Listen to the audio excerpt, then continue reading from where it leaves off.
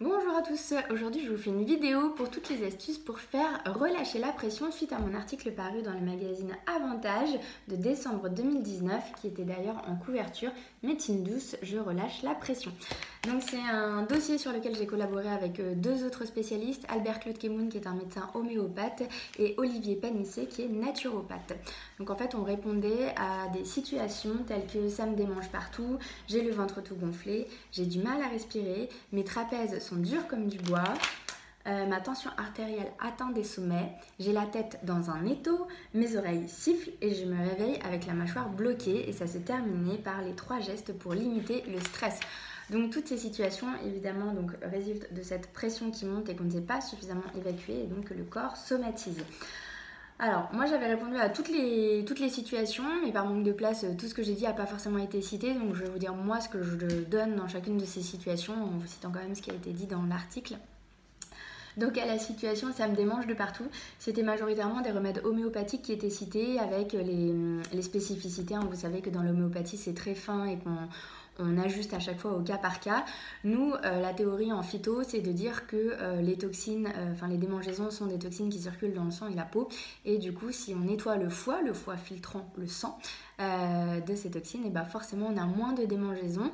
Donc là on aime bien associer des plantes de drainage hépatique comme l'artichaut, le radis noir ou encore le desmodium avec la salse pareille qui est une fabuleuse plante dépurative du sang. Et en local, ce que vous pouvez mettre pour soulager vos démangeaisons, si la démangeaison, la surface n'excède pas la paume de votre main, vous pouvez appliquer pure de l'huile essentielle de lavande fine ou même de lavande aspic qui pourra faire l'affaire. Si en revanche la surface est plus étendue que la paume de votre main, il faudra diluer avec une huile végétale et celle que je vous conseille c'est celle de calendula puisqu'elle est déjà apaisante en tant que telle.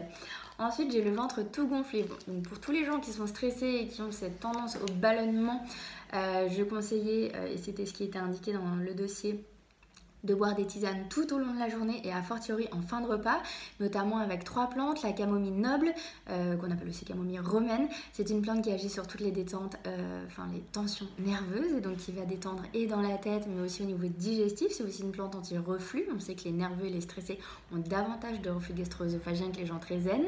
Associée avec de la menthe poivrée, qui est une plante digestive à tous les étages du tube digestif. Et enfin avec de la mauve, puisque la fleur de mauve, c'est une plante qui est émolliente, qui va adoucir toutes les muqueuses et avoir un effet laxatif douce et donc éviter les constipations qui sont propices à davantage encore de ballonnement. Et sinon, dans l'article, il parlait aussi du jus d'aloe vera. Le soir, on peut conseiller également de prendre du charbon végétal. Le charbon est un super purifiant et assainissant du tube digestif. On le prend le soir au coucher. Attention, si vous prenez votre pilule contraceptive ou des médicaments, il faudra respecter 2 heures entre la prise de votre médicament et la prise de charbon, puisque comme il absorbe tout, il absorbe également l'efficacité de vos médicaments. À l'assertion, j'ai du mal à respirer, donc quand on a la poitrine serré dans un étau. Là, c'était une astuce de Naturo qui était citée, qui est la cohérence cardiaque. Cohérence cardiaque, c'est un exercice tout simple qui consiste à inspirer sur 5 secondes et j'expire sur 5 secondes. Et en fait, on fait donc 6 mouvements respiratoires par minute. Et si on le tient 6 minutes, on rentre donc en cohérence cardiaque. Et donc, ça a des effets d'abaissement du cortisol, cette hormone du stress qui est délétère pour notre santé cardiovasculaire. Et si vous le répétez tous les jours, toutes les semaines, vous avez de réels bénéfices sur votre santé. Donc, ne vous en privez pas, c'est tout simple et c'est gratuit. Il y avait également des médicaments homéopathiques tels que l'Ignacia qui étaient recommandés. Nous, ce serait le bourgeon de figuier qui serait très bien dans ce cas-là. Mes trapèzes sont durs comme du bois. Alors là, c'était un exercice pour détendre les épaules. Tout bêtement, on les lève et on les relâche. Et on fait ça plusieurs fois, tout en inspirant et en expirant profondément pour relâcher les tensions. Et de pratiquer un automassage avec des huiles essentielles de lavandin, qui est un super décontracturant musculaire, et d'huile essentielle de Golteri, qui est un super anti-inflammatoire et qui chauffe.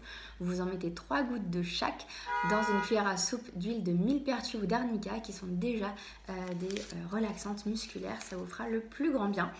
En tisane, c'était pas cité dans l'article, mais on peut parler de la verveine officinale, alors qui est différente de la verveine odorante que vous prenez pour digérer. La verveine officinale, c'est une plante de toutes les douleurs nerveuses et notamment des tensions du haut du corps, donc typiquement les trapèzes très noués, quand on a trop de pression, eh bien, seront bien apaisés par la verveine officinale que vous trouvez majoritairement que sous forme de tisane et qu'il y a évidemment à l'herboristerie du Palais Royal. Ensuite, il y avait ma tension artérielle atteint des sommets. Là, on parlait principalement d'hygiène de vie, donc de limiter sa consommation de sel, de pratiquer une activité physique régulière, de limiter la viande rouge et la consommation d'alcool.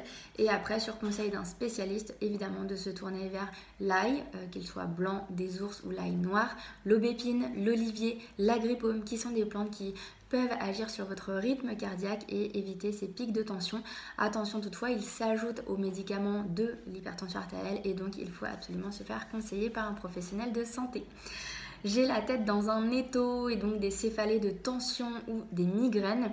Là, dans ce cas-là, c'était le chaud et le froid qui étaient conseillés. S'appliquer tout simplement une poche de froid sur la tête et se tremper les mains ou les pieds dans une bassine d'eau chaude. En fait, le chaud va attirer le sang vers lui et donc du coup ça va permettre de limiter toutes les tensions au niveau du crâne. Et vous pouvez également mettre 2-3 gouttes d'huile essentielle de menthe poivrée sur vos doigts à venir appliquer à l'endroit de votre tension crânienne. Bien toujours sur le cuir chevelu, on évite au niveau du visage d'être trop près des yeux parce que par capillarité ça peut arriver dans les yeux et ça brûle. Si ça vous arrive, vous épongez les yeux avec de l'huile d'olive. Les huiles essentielles sont miscibles dans l'huile végétale et pas dans l'eau. Mes oreilles qui sifflent, les acouphènes, donc ce problème de petits bruitages dans les oreilles en permanence qui n'est pas du tout agréable. Les 2 plantes qui étaient citées étaient le ginkgo biloba qui est une fabuleuse plante de la microcirculation cérébrale associée à l'éleutérocoque, le ginseng de Sibérie qui est une plante adaptogène pour justement mieux gérer tous les stress dans la journée et que ça retentisse moins et en journée et en nuit à type d'acouphène. Si le ginkgo ne se suffit pas en lui-même pour les acouphènes, vous avez 2 autres plantes qui peuvent le synergiser. C'est le simicifuga, qu'on appelle aussi lacté à grappe noire, et le kudzu. Enfin, je me réveille avec la mâchoire bloquée. Là, c'était des remèdes type visite chez l'ostéopathe, le chiropracteur, le kiné pour détendre les maxillaires, aller chez le dentiste et faire préparer des gouttières et un exercice de médecine chinoise qui consiste à claquer des dents une centaine de fois par jour. Alors j'ai pas de retour sur ça, mais c'était cité, donc pourquoi pas. Et nous en phytothérapie, c'est la rhodiola en fait qu'on conseille parce que le bruxisme, donc c'est cette tension dans les mâchoires surtout la nuit, c'est typiquement quand on n'a pas su bien gérer et encaisser tous les stress qu'on a vécu dans sa journée.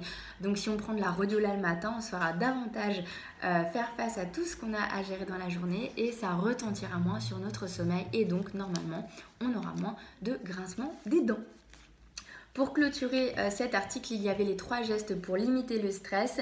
Donc pratiquer une activité physique calme, donc tout ce qui est cardio, boxe, etc. pour se défouler c'est bien, mais quand on est déjà sous pression, c'est pas forcément génial parce que ça entretient un système nerveux qui est déjà bien sollicité et donc plutôt se tourner vers le pilate, le tai chi, le qigong, l'escalade, la natation qui permettent de mettre davantage au repos votre système nerveux.